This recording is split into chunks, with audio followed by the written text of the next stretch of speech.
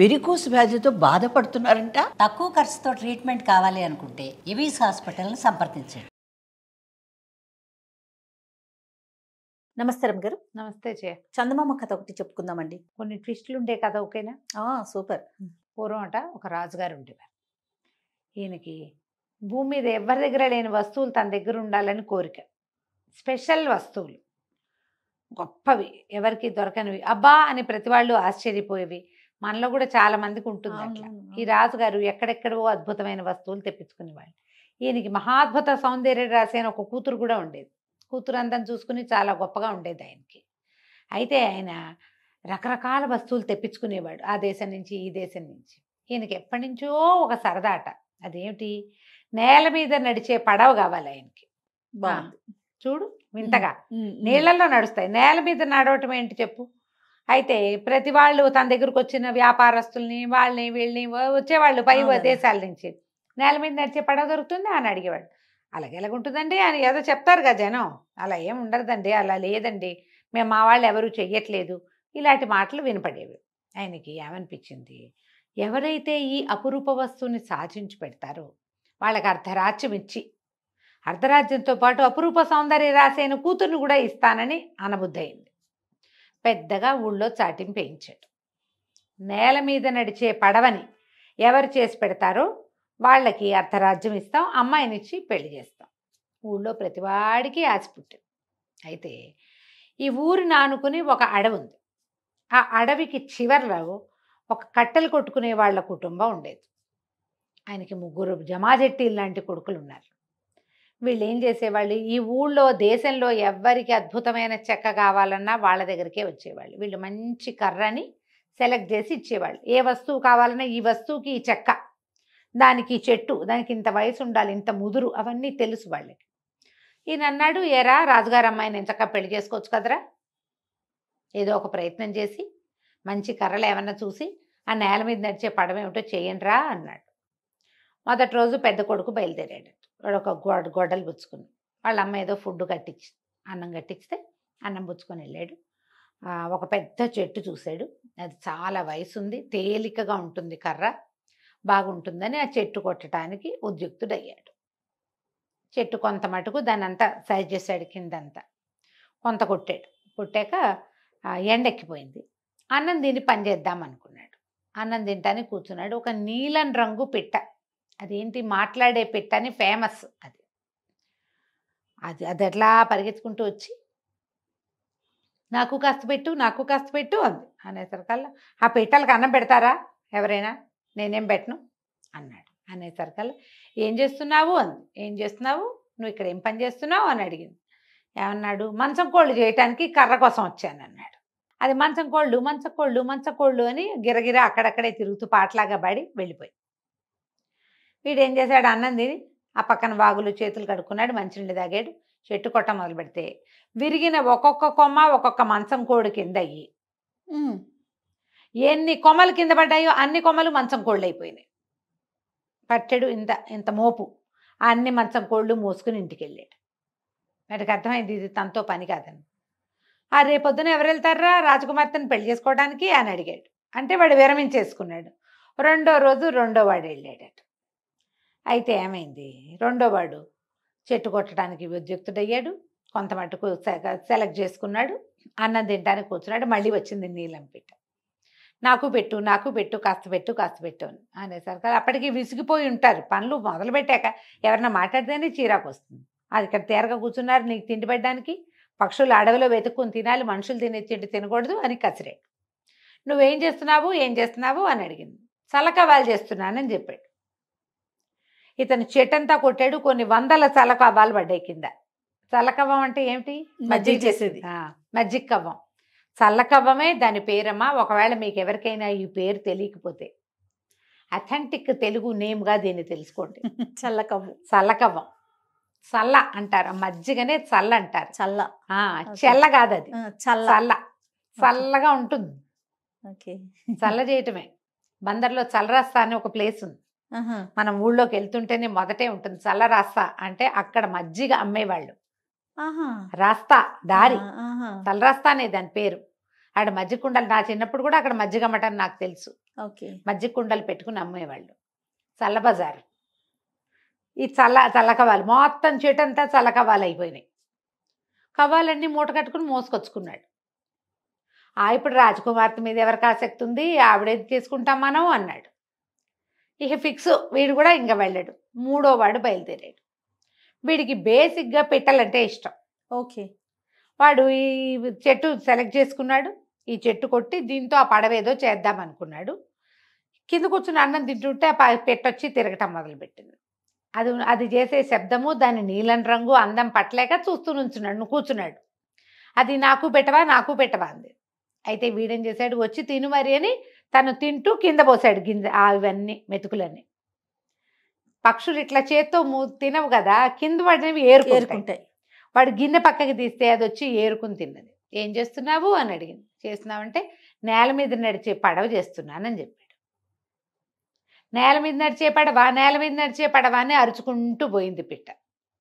తర్వాత వీడు కొమ్మలు కొడుతూ ఉంటే ఒక పడవకి కావలసిన చెక్కల్లాగా ఒక్కో కొమ్మ విరిగి వాటంతట అన్నీ అవి పడవ షేపులో నిలబడి అక్కడ కనపడ్డాయి.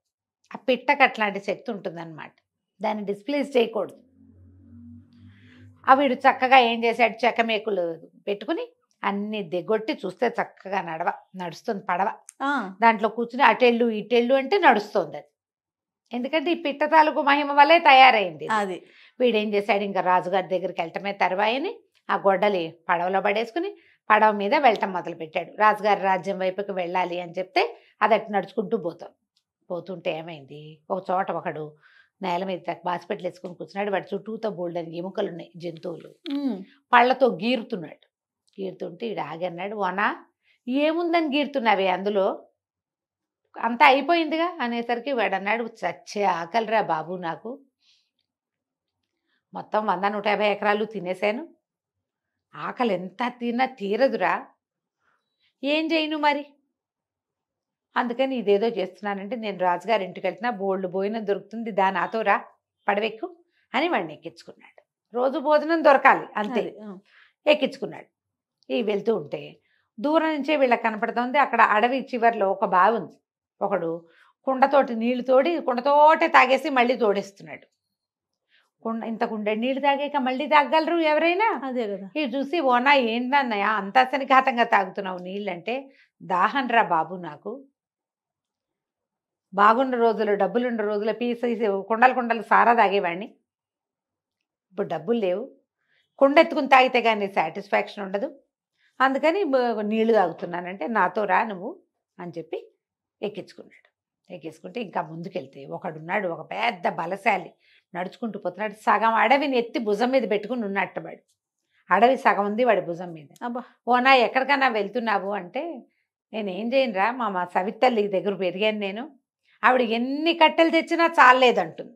రోజు అడవికి రావటం కట్టెలు, ఈ గోల ఎందుకని సగం అడవంతా ఓడబెరికి భుజం మీద పెట్టుకెళ్ళిపోతున్నాను, వాకిట్లో బారేసామనుకో ఆవిడే కావాల్సిన కట్టెల దగ్గరుండి కొట్టించుకుంటుంది. 10 చెట్లు కొట్టుకెళ్తే ఆవిడకి నచ్చట్లేదు అని చెప్పి అడవిని మోసుకెళ్తున్నాడు. వాడితో అన్నాడు, నీకు రాజుగారి దగ్గర పెద్ద పని ఇప్పిస్తాను, నాతో రమ్మన్నాడు. వాడిని కూడా ఎక్కించుకున్నాడు. ముందుకెళ్తే ఒకడు పొడుగ్గా ఉన్నాడు, వాటిలో ఉఫ్ అని ఊతున్నాడు, పైకి గాలి ఊతుంటే వీళ్ళు పడవాపారు. ఏంటన్నా ఊతున్నావు, ఏం చేస్తున్నావంటే, మా చేలల్లో మా ఊర్లో పొలాలందరం మేము కోసాం, పొలము కోసాక నూర్పిళ్ళు అవ్వలేదు, వాన వస్తుందని పురోహితుడు చెప్తున్నాడు, అందుకని ఏం చేస్తా అంటే గొట్టం పెట్టి మేఘాలని అవతలికి జరుపుతున్నాను. ఊతున్నాడు మేఘాలని వాడు, వర్షం పడకుండా అవతలికి ఊదేస్తే మా నూర్పిళ్ళు అయ్యాక మళ్ళీ వస్తాయి, అందుకని ఊదుడుగాడు మబ్బులు ఊదేవాడు. ఆ మబ్బుల్ని ఊదేస్తున్నాను అని చెప్పాడు. ఒక పొడుగాటి గొట్టం పెట్టుకుని ఉఫ్ అని ఊతున్నాడు. పొలం మబ్బులు కదులుతున్నాయి, కనపడుతున్నాయి వీళ్ళకి. ఓ అన్న నువ్వు భలే గట్టివాడివిరా, నువ్వు రా మా బండిలో అని చెప్పి ఆ పడవ ఎక్కించుకున్నాడు. ఈ 4 మనుషుల్ని ఎక్కించుకుని ఈ కట్టెలు కొట్టేవాడి ఆఖరి కొడుకు రాజుగారి దగ్గరికి పోయాడు. రాజుకు అప్పచెప్పాడు. ఆ రాజుగారు ఆశ్చర్యపోయాడు, ఏమిటిది పడవే అని ఎక్కి కూర్చుని అటెళ్ళు ఇటెళ్ళు అంటే అది నేల మీద చక్కగా నడుస్తోంది. తర్వాత ఒక కర్ర పెట్టి తోస్తే ఏ పక్కకు కావాలంటే ఆ పక్కకి తిరుగుతోంది. అక్కడి నుంచి నీళ్ళల్లో నడుస్తుంది అంటే నీళ్ళలోనూ నడుస్తుందంట అన్నారు. తీసుకుపోయి మా నీళ్ళల్లో దింపారు. అది నీళ్ళల్లో చక్కగా తెడ్లేస్తే నడుస్తోంది. ఆయన చాలా సంతోషించాడు. మరి పెద్ద బహుమతి ఇస్తాను, తీసుకుని వెళ్దువుగా అని అన్నాడు. అనగానే వీడు ఆశ్చర్యపోయాడు. అదేంటండి, మీ అమ్మాయిని ఇచ్చి పెళ్లి చేస్తాము, అర్ధరాజ్యం ఇస్తామన్నారు కదా అనేసరికి, అన్నామనుకో దానికి వేరే ఆలోచన ఉందన్నాడు. ఇంకేంటి, కట్టెలు కొట్టేవాడి కొడుక్కి పిల్లనివ్వడం ఇష్టం లేదు. వీడు చూస్తే మరి బైతులా ఉన్నాడు. బయటవాడికి ఇంత అందగత్తెను ఎట్లా ఇస్తాం పిల్లని, అందుకని ఇవ్వబుద్ధి లేదు. వాడికి ఇంత డబ్బు ఇచ్చి పంపించేద్దాం అనుకుంటున్నాడు. కుర్రాడు అన్నాడు, ఏమిటి అడ్డంకి ఏముందో చెప్పండి మీకంటే. అది కాదు, మేము 6 నెలలకు సరిపడా సంబారాలన్నీ కొని కొట్లు గదులన్నీ నింపాం. పెళ్లి చేయాలంటే పాత సరుకులతో పెళ్ళేటా చేస్తాం, ఆ సరుకు అంతా ఖర్చు అయ్యాక కొత్త సరుకు తెప్పించి పెళ్లి చేయాలి. 6 నెలలు పడుతుంది, నువ్వు వెళ్ళిరా అన్నాడు. అనేసరికి వీడన్నాడు, ఓ అదొక పెద్ద పనే ఏమిటండి, మీకు సరుకు అయిపోవాలి అంతే కదా అని, ఓ పెద్దన్న ఇట్రా అని ఆ తినేవాడు ఉన్నాడు కదా, వాడికి ఆ కొట్టు గదులు చూపించాడు. ఇందులో ఉన్న సంబారాలని వండించుకుని తినే అన్నయ్యని ఇష్టం. వాడు ఒక్క రోజులో మొత్తం 6 నెలలకు సరిపడా తిండి తినేసాడు. మర్నాడు పొద్దున వచ్చాడు, కొట్లు గది ఖాళీ, మీరు కొత్త సంబారాలు తెచ్చుకోవచ్చండి, పెళ్లి చేసుకోవచ్చు, పెళ్లి చేసేస్తే పిల్లని తీసుకెళ్ళిపోతానన్నాడు కట్టెలు కొట్టే అబ్బాయి. రాజుకు నచ్చల, ఏం చేయాలో తెలియలే. అదేముంది, తిండి ఒకటే కాదు కదా, సంవత్సరానికి సరిపడా సారా పీపాలు నిలవబెట్టాం, పెళ్ళి అనగానే కొత్త ద్రాక్షరసం చేయించాలి, ఈ సారా అంతా ఇప్పుడు ఖర్చు అవ్వాలి, దానికేముంది, మన దగ్గర ఇంకోడు ఉన్నాడని రెండో వాడి అన్నయ్యని, తాగే అన్నయ్యని తీసుకుపోయి పంపించాడు. వాడు బ్రహ్మాండంగా మొత్తం పీపాల సారా అంతా తాగేసి, ఆహాహా ఇవాళ పండగలాగా ఉందిరా తమ్ముడు, ఎప్పుడో చిన్నప్పుడు తాగాను ఇంత ఎక్కువ, చాలా బాగుంది, నీ పెళ్ళికి ద్రాక్షాసవం చేస్తే అది కూడా రుచి చూస్తానే అని బ్రేవని తేంచుకుంటూ పోయాడు. రాజు కొడ్డు మండిపోయిందమ్మో, వీడేదో మోసగాడిలాగా ఉన్నాడని కాల్బలం ఒక 1500 మంది వీళ్ళున్నారు అతని దగ్గర, కాలుబంట్లు, వాళ్ళని కేకేశాడు, ఈ కట్టెలు కొట్టే అబ్బాయిని పంపించేసేయండి ఊళ్ళో ఇచ్చాను. వీడేం చేశాడు, ఆ సగం అడవిని భుజం మీద పెట్టుకునేవాడు ఉన్నాడుగా, వాడిని కేకేశాడు, ఓ అన్నయ్య ప్లీజ్ కాస్త వీళ్ళ సంగతి చూడవాని. అతను ఏం చేశాడు, వచ్చేటప్పుడు అడవంతా అక్కడ పెట్టి ఒక పెద్ద చెట్టుని మాత్రం తనతో తీసుకొచ్చాడు. ఆ చెట్టు అడుగును పట్టుకుని చెట్టుతో సహా మొత్తం ఈ 1500 మందిని ఊడ్చిపారేశాడు వాడు. వాడు అడవిని భుజం మీద పెట్టుకునేవాడు సామాన్యుడా వాడు, అదే కదా. 1500 మంది ఎక్కడున్నారో సోదిలో కూడా లేకుండా పోయారు. ఊడ్చేసాడు అంతే. ఇంకా ఏం చేయాలో తెలియలే. సరే ఈయనన్నాడు, ఇట్లా కాదని చతురంగ బలాలు దించాడు. దించిదే వీడు ఈ ఆఖరి వాడు ఉన్నాడు కదా మబ్బులు ఊదేవాడిని, అన్నయ్య కాస్త వీళ్ళ సంగతి చూడమా అంటే, ఏముంది వాడు ఆ గొట్టమిటి ఉఫ్ అని ఊదేశాడు. ఎవరి దగ్గరకు వస్తే వాళ్ళందరినీ ఊదిపారేయటమే. మొత్తం జనమంతా అవతలకి వెళ్ళిపోయారు, ఏనుగులతో సహా దొర్లు వెళ్ళిపోయినాయి. మబ్బుల్నే ఊదేవాడికి ఏనుగులేని లెక్క. రాజు ఆశ్చర్యపోయాడు, అమ్మో వీడితో చాలా కష్టం, వీడు ఏదైనా చేసేలాగా ఉన్నాడంటే. మంత్రులు అన్నారు, ఎందుకు వచ్చిన తలకైనప్పండి, మీరు అడిగిన విచిత్రమైన వస్తువుని పట్టుకొచ్చాడు అంటే వీడు ఏదైనా చేయగలడు. పైగా వాడి దగ్గర ఉన్న 4 చెండప్రచండులుగా ఉన్నారు, పిల్లనిచ్చి పెళ్లి చేయండి, మాట తప్పిన అది వస్తుందండి మీకు అనేసరికి సరేనని ఆయన ఏం చేశాడు, రాజకుమార్తెనిచ్చి పెళ్లి చేసి అర్ధరాజ్యాన్ని వాడి చేతిలో పెట్టాడు.